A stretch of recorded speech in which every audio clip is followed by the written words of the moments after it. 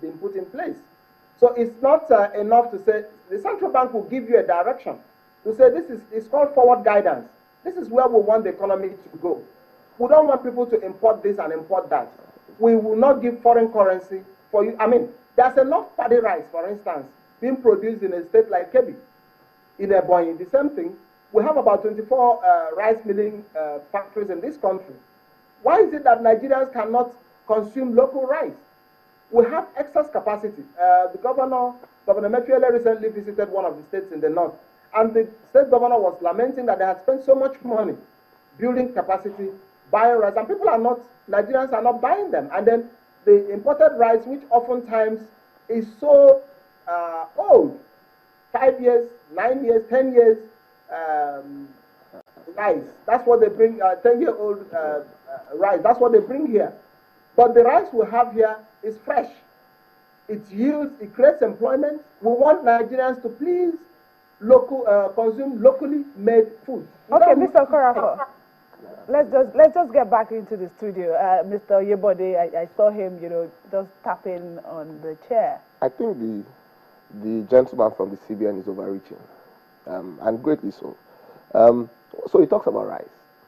I'm all for local production, but you can't protect an industry and hide its inefficiencies. So you've got to ask yourself, consumers, you mustn't criminalize wealth creation. So if I have worked hard, I have created wealth for myself and my family, I should buy any car I wish to buy. Now, if the locally produced car from Innocent beats the Toyota Land Rover that I want to buy, I will buy the Innocent car. Consumption is based on the need of the consumer. It's based on the decision-making capacity of the consumer. Right. It's my right as a consumer to choose what I want.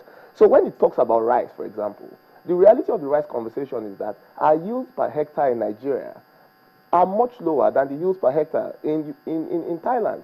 Now, so you've got to unlock the structural problems around that industry. You've got to ensure that the farms are properly irrigated, the fertilizer application is at par with other countries, the production processes ensure that your yields increase. Now, if your yields are much higher, it simply means that your domestic rice is going to be cheaper than imported rice. That naturally prevents dumping.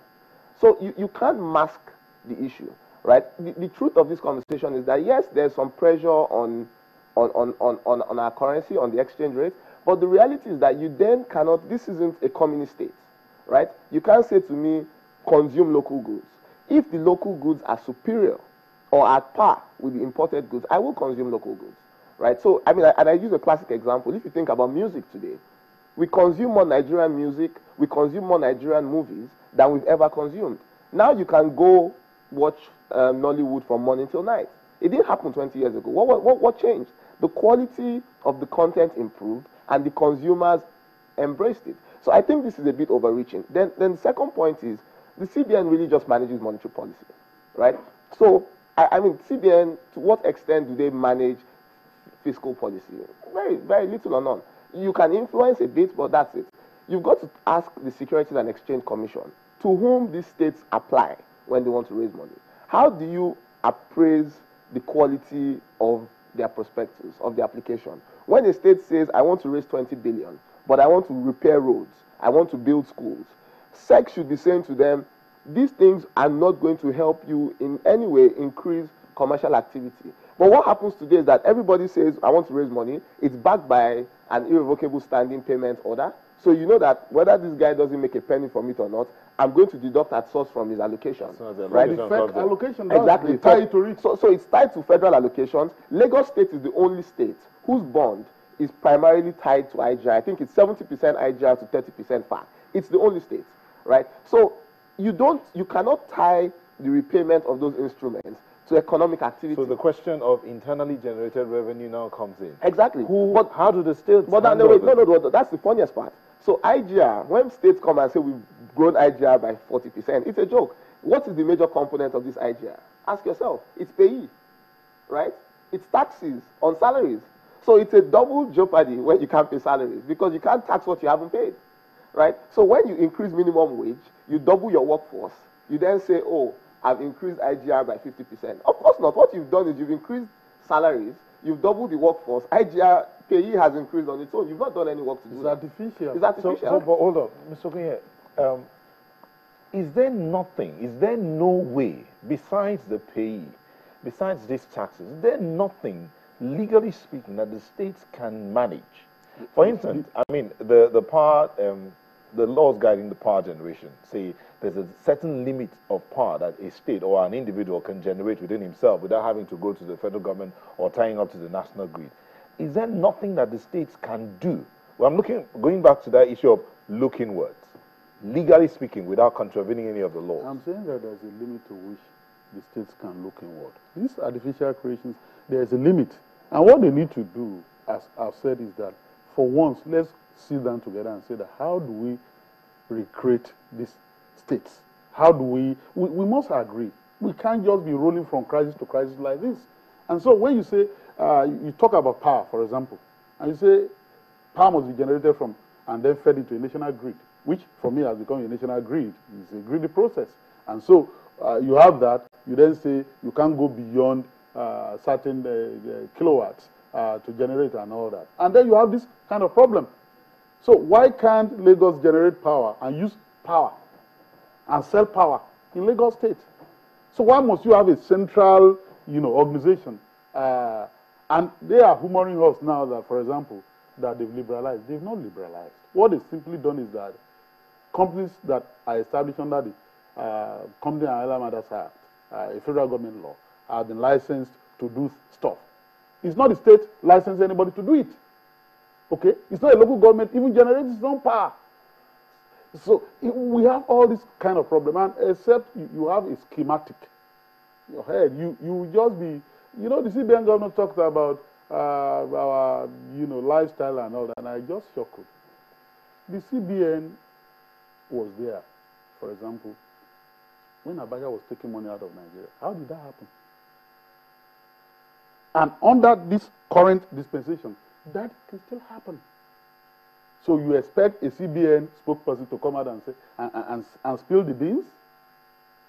So if you're not talking about that, now you're talking about lifestyle and what people wear and all that. That is not the thing. And that's why I've advocated the way I've done very early in this conversation, that we can talk about more efficient management of resources. You spoke eloquently about that. State government cutting costs and all that. As a matter of fact, I've argued that, for example, an anchor, that when a state government builds a state palace that beggars belief in this kind of environment, the question you ask is, how did these people govern before? How did Tafawa Balewa govern from Lagos here, the state house there? A real quick one. Are you implying that the CBN is not managing the monetary policy of the country effectively? They failed in that regard. Okay, Mr. Okorafor. Anybody that has seen what has happened in this country in the last 6 months, in the last 1 year, will know that all this money that people bring from all over the places, where do you think the money comes from? Okay, from the moon? Let's get to Mr. Okorafor. Mr. Okorafor, it's implied here that the CBN has failed in the management of its MPR and indeed in the management of the banking infrastructure in the country. Do you agree with this? Of course, that's not correct. Let me agree with the gentlemen on certain points that they have made. One is that we need greater efficiency. But I hope they talked about fiscal and monetary policy. So they understand the limits of monetary policy and fiscal policy. Now, the people who create bonds, we would like to see more of what we call revenue bonds. Bonds that are created for the development of infrastructure, for employment generation, and for general economic development. And not the general bonds that usually come in. These general bonds are things you use in just, you bring in money that are not tied to any specific project. When you have revenue bonds, then you find out that they go more to infrastructure. Talking about the CBN and the monetary policy, what have we done with it? We have managed to keep this economy stable relative to what other people have done. Look at what has happened to other countries that are like Nigeria. We have only one product, oil. That product has gone down by more than 50% in price.